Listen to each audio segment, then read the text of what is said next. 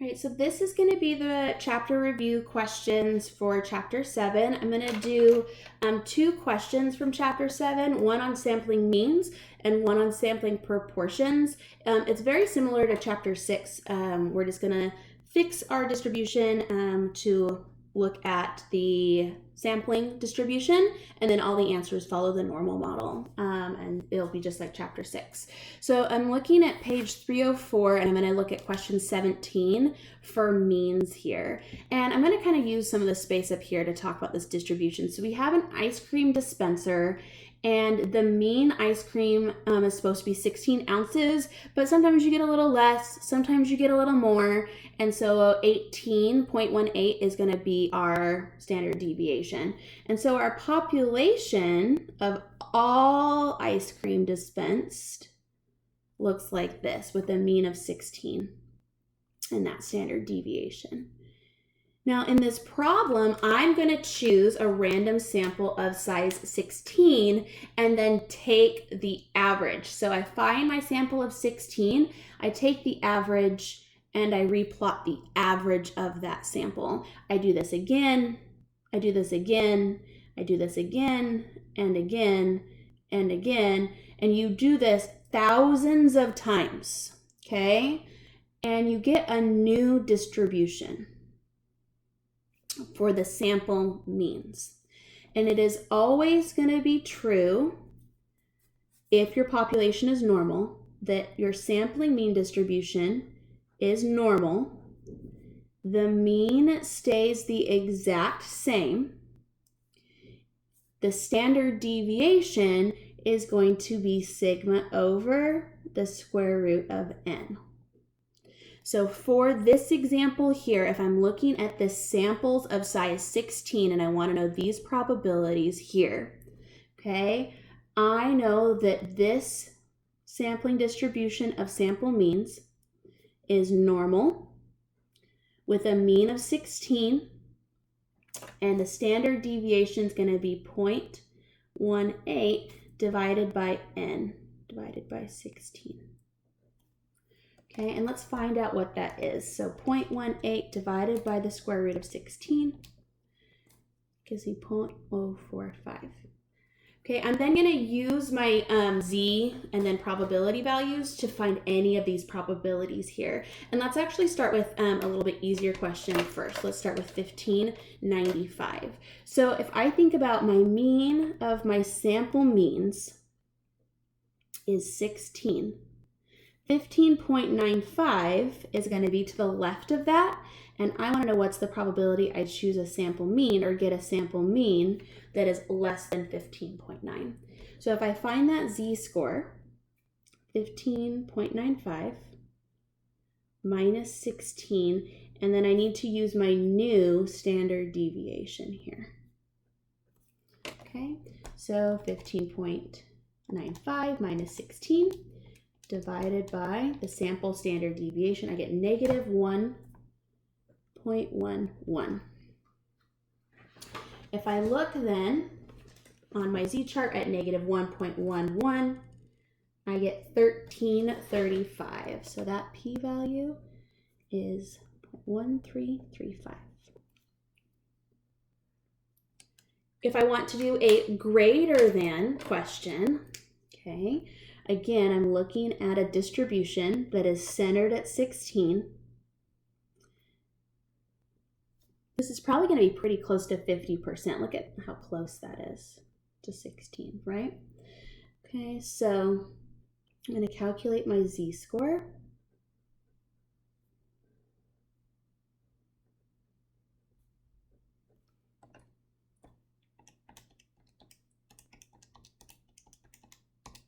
I get negative 0.67.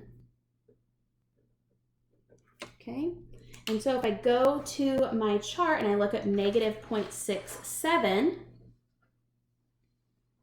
I get 2514, but remember that's the left-hand side always. So if I want the right-hand side, then I'm going to do 1 minus 0.2514, which is 7486.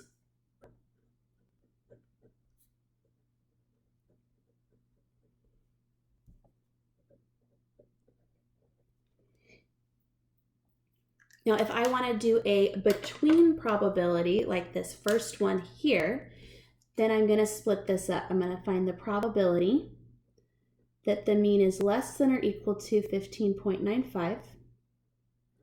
And I'm going to subtract out the probability that the sample mean is less than or equal to 15.90. Now, I already found this probability. That doesn't change. So I already know that this is 1335. I now need to subtract out whatever this probability here is. And visually, just so that we remember, I want this little sliver right here. So I'm going to take the probability from 15.95 to negative infinity, and then I'm going to subtract out that probability right there. So that z-score, 15.9 minus 16 over 0.045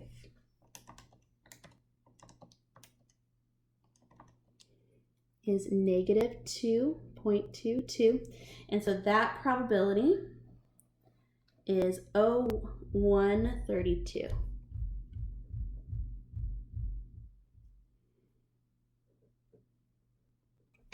And so my final answer, if I take the 1335 and subtract out that other piece, I get 12.03 as my final answer here for that between probability. So again, the questions are going to be exactly like chapter 6 as far as you can use the normal model here. The difference is, and the huge difference is, you have to redo your sampling distribution to match the correct sampling distribution, mean and standard deviation. The mean will always be the same. The standard deviation, you're going to use the equation here in order to find that new standard deviation. Let's look at a proportions question because it's very much the same. Okay, here number 18. So 24% trust the government in Washington, D.C. Find the mean and standard deviation and describe the shape of the sampling distribution of p hat. Well, no matter what, the mean of p hat for all of these is going to be 0.24. That's not going to change. Okay. And no matter what the population shape looks like, once n's greater than or equal to 30, these will all follow a normal distribution no matter what. What's going to change is the standard deviation here. Oops, I wrote the wrong equation, sorry. So for proportions, it's going to be the square root of p times q over n. So on part A, that standard deviation is going to be 0.24 times 0.76. Again, Q is 1 minus P all over N. And so if I take the square root of 0.24 times 0.76 and divide by N, this is my standard deviation for that sampling distribution size n. I would do that exact same thing for 300 and 3000. And what you'll notice is the standard deviation should get smaller and smaller and smaller, or your distribution should collapse closer and closer and closer to your mean. So if 30 looks like this, okay, 300 should look like this, and 3000 might look like this, okay? Just because as your n's increasing, that number is getting smaller and smaller and smaller. Applying that to question 19 here, it says that 48% say that they are satisfied with their job. We're going to take a random sample of 1150. Now, if this was back in chapter 5, I might ask you, like, what's the probability exactly 1,000 out of the 1150 said they're satisfied with their job? Okay, that's not what we're asking here. And this question, I'm saying, what's the probability the sample proportion is greater than or equal to 0.5? So I need the distribution for that sample proportion. So that's going to give me a mean of 0.48 and a standard deviation of 0.48, 0.52 all over 1150. Let's go ahead and find that. Square root of 0.48 times 0.52 divided by 1150, 0.0147. So if I want to know the probability of greater than or equal to 0.5, well, my mean is at 0.48. So 0.5 is going to be like over here. And then I want the greater than here. So that z-score would be 0.5 minus 0.48. And then I'm going to divide by the standard deviation for this sampling distribution. 0.5 minus 0.48, divide that by the new standard deviation, and I get 1.36. I go look up 1.36.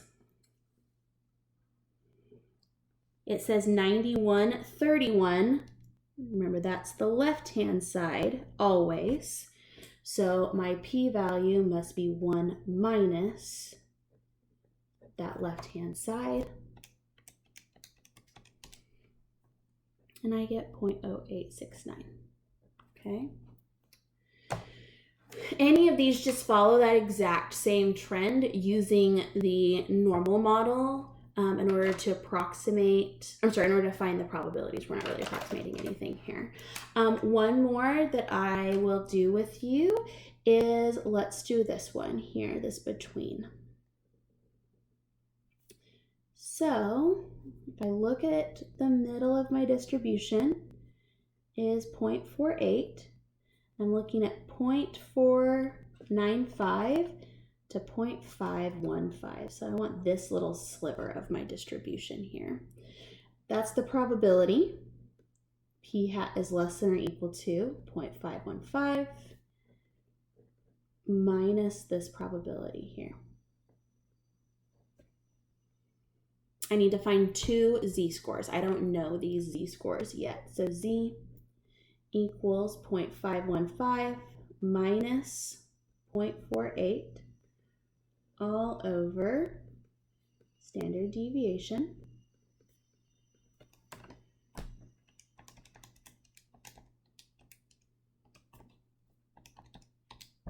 Okay, 2.38.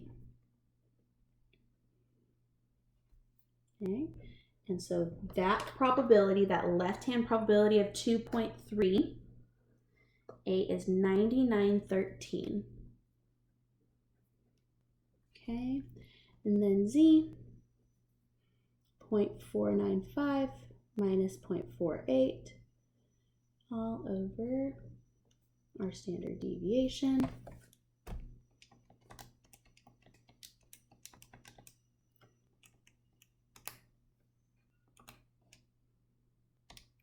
Okay, 1.02, that probability, 1.02 is 8461.